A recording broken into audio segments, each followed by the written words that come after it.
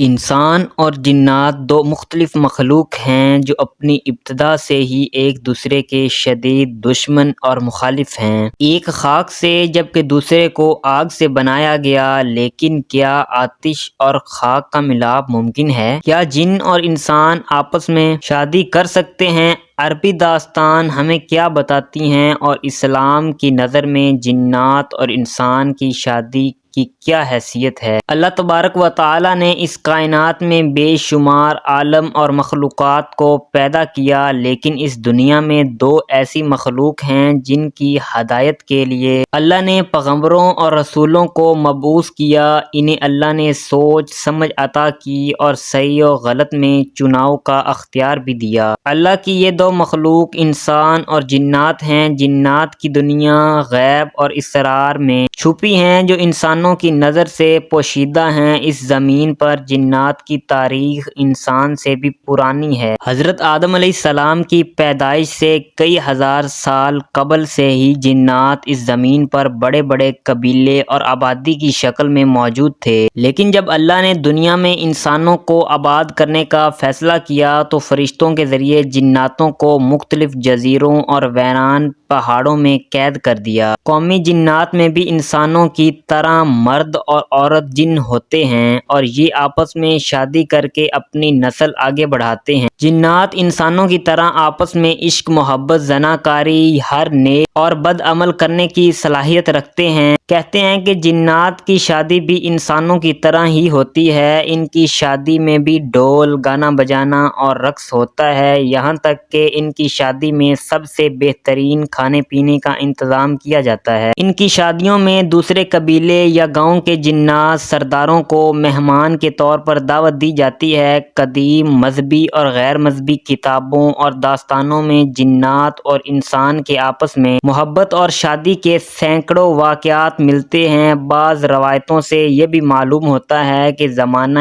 قدیم میں جنات اور انسان کی شادی ہوا کرتی تھی۔ چنانچہ ملکہ بلقیس جو حضرت سلیمان علیہ السلام کی بیوی تھی، ان کی ماں اور باپ میں سے ایک جن تھے۔ بہت سارے علماء نے بھی جنات اور انسان میں شادی کرنے کو ناجائز قرار دیا، چنانچہ اس شادی کو ممنوع اور حرام قرار دینا اس بات کی دلیل ہے کہ ایسا ممکن ہے کہ اگر ممکن نہ ہوتا تو شریعت میں اس کے حلال یا حرام ہونے کا فتویٰ نہ لگایا جاتا۔ یہاں سوال یہ اٹھتا ہے کہ جنات آتشی مخلوق ہے جبکہ انسان خاکی و آبی مخلوق ہے، تو آگ اور پانی کا ملاپ آخر کیسے ممکن ہے؟ اور اس ملاپ کے نتیجے میں اولاد کا ہونا خلاف عقل اور دراصل باوجود اس کے کہ جنات آگ سے پیدا ہوئے، لیکن بعض لوگوں کا خیال ہے کہ جنات اپنی آتشی جسم کی شکل میں نہیں ہوتے، جیسا کہ آدم کی اولاد میں سوائے حضرت آدم کے پھر دوبارہ کوئی انسان مٹی سے پیدا نہیں کیا گیا۔ اسی طرح جنات کا پہلا جد امجد اور تمام جنات کا باپ آگ سے پیدا کیا گیا تھا، لیکن پھر اس کی نسلوں میں آگ کا عنصر باقی نہ رہا، بلکہ ان جناتوں کے بھی ہاتھ، پاؤں اور دوسرے اعضاء عام حالت میں بدل گئے، جیسا کہ ایک روایت میں رسول اللہ صلی اللہ علیہ وآلہ وسلم نے بتایا ہے کہ آپ کو نماز میں شیطان نظر آیا تو آپ نے اس کا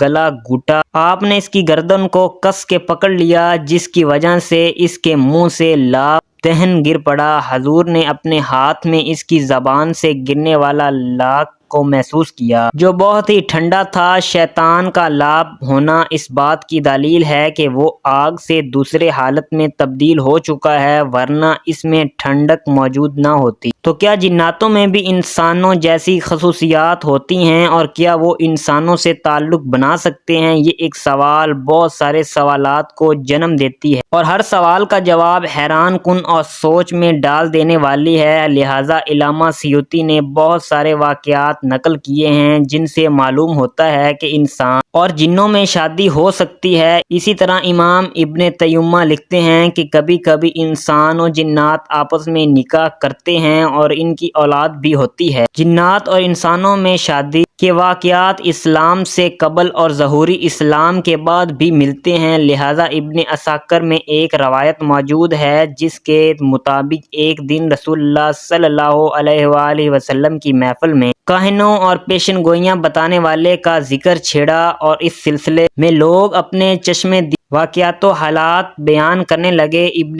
قیس نے بتایا کہ مجھے بھی اس سلسلے میں ایک عجیب اتفاق پیش آیا۔ ایام جاہلیت میں میرے پاس ایک لونڈی تھی جس کا نام خلصہ تھا۔ اس لونڈی نے ایک روز ہمیں بتایا کہ ان دنوں میں مجھ پر ایک عجیب حالت گزر رہی ہے اور میں ڈرتی ہوں کہ مجھ پر بدکاری اور حرام کاری کا الزام نہ لگا۔ دو صورت یہ، ایک ہر روز ایک سیاہ فام وجود مجھ سے ہم بستر ہوتا ہے، چنانچہ چند ماہ بعد وہ لونڈی حاملہ ہو گئی۔ پھر وقت مقرر پر اس نے ایک بچہ جنا جس کا کان کتے کی طرح تھے اور اس کی شکل بھی عام انسانوں کی طرح نہیں تھی۔ جب وہ کچھ بڑا ہوا تو کاہنوں کی طرح باتیں کرنے لگا اور لوگوں کو آئندہ کے واقعات اور غیب کی خبریں بتاتا تھا، اور آخر ایک روز وہ اچانک خاموش ہو گیا۔ لوگوں کے بے حد اصرار پر بہت کچھ نہیں بتایا۔ پھر اس نے کہا مجھے ایک کمرے میں 3 روز کے لیے بند کر دو، لہٰذا ایسا ہی کیا گیا۔ 3 روز بعد اسی کمرے سے نکالا گیا تو اس نے ہمیں